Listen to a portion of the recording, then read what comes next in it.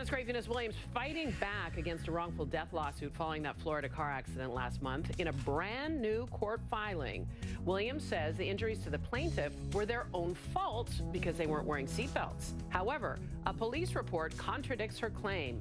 The attorney for the man who died will join us in a few minutes. There's some new information in that deadly crash involving tennis star Venus Williams. Attorneys are battling now over some important details that would shift the blame in her wrongful death lawsuit. All right, we're going to turn to the Venus Williams story. In new court documents, tennis star Venus Williams says she is not to blame for the deadly car accident in Florida. Instead, she says the man who died was not wearing a seatbelt. The estate of Jerome Barson is suing Williams now for his death and his widow Linda's injuries. You might recall that this accident happened at this intersection in Palm Beach Gardens. According to police, Williams entered the intersection on a green light and had to stop when another car turned in front of her. Then, as she continued, a third car, driven by Linda Barson, entered the intersection on a green light and crashed into Williams' vehicle.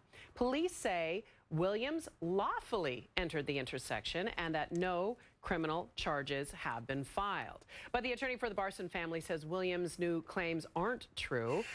Michael Steinger joins me now via Skype. Sir, thank you so much for joining us. We really appreciate it.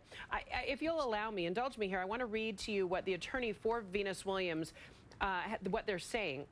Quote, defendant states that the injuries and or damages to the plaintiff were solely and or proximately caused by the unreasonable failure of the plaintiff to use an available and operational seatbelt at the time of the accident, and therefore the plaintiff's recovery should be barred or reduced accordingly. Now, we understand, though, the police report shows that your client and her late husband were actually wearing seatbelts, and you can see right there on the screen, that's from the police report.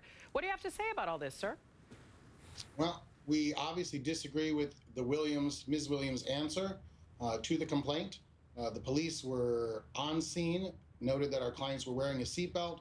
We had a download of our client's black box from their vehicle, which Ms. Williams' lawyers have, and that black box indicates that my client, her husband, were both wearing their seatbelts. When the ambulance came on scene and they had to assist the Barsons, they noted the injuries from the seatbelts on Mr. Barson.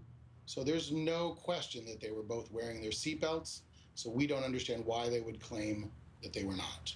The attorney's response to the lawsuit also claims that the vehicle that the Barsons were riding in was not adequately maintained. What do you know about the vehicle?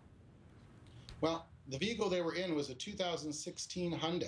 It was approximately 1 year old. It was in perfect working order, had been properly maintained, was under warranty, and there was nothing faulty or not maintained in basically a brand new vehicle. So we also know that police are saying that Venus Williams entered that intersection legally on a green light, and they are also saying that there are no charges being pressed or against her. But your clients believe that she still did something wrong. We do. And what is that? We had a completed black box download finally yesterday of Ms. Williams' vehicle. We noted from that download that there was delays in her pulling out into the intersection, delays in the intersection. Clearly, we think that she was distracted. We have asked for and want to issue a subpoena for her cell phone records, which Ms. Williams is fighting at this point. We also noted that from the black box download of Ms. Williams' vehicle, that she wasn't going 5 miles an hour, as was originally indicated, but in fact was traveling nearly 20 miles an hour.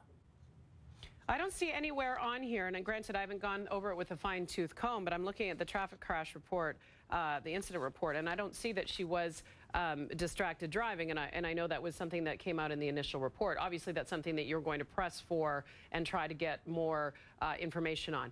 How is your client doing? I know she must be struggling with the fact that she's lost her husband.